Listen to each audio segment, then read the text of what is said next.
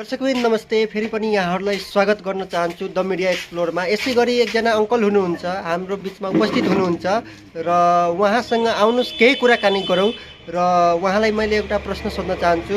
स्वागत छ तपाईँलाई सर्वप्रथम। ल हजुर पहिला चाहिँ कुन पार्टीमा हुनुहुन्थ्यो? एमालेमा हुनुहुन्थ्यो। ल ठिक छ, उहाँले एमाले हुनुहुन्थ्यो पहिला। अब चाहिँ तपाईँले एमालेलाई भोट हाल्ने कि नयाँ परिवर्तन गर्ने? अब अहिलेको माहौलमा चाहिँ नि नयाँ परिवर्तन अब युवक जोस जागर भएको भोट हाल्यो।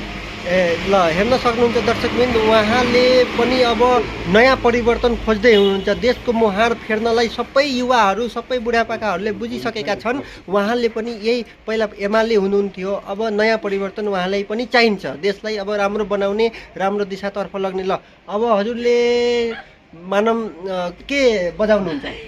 अब बजाउनु त घन्टी बजाउने। ल हेर्न सक्नुहुन्छ दर्शकबिन, उहाँले पनि घन्टी बजाउनुहुन्छ। सबैजना पुरै नेपालै घन्टीमय हुनुपर्ने अब जरुरी छ। ल यसै गरी उहाँलाई धेरै धेरै धन्यवाद।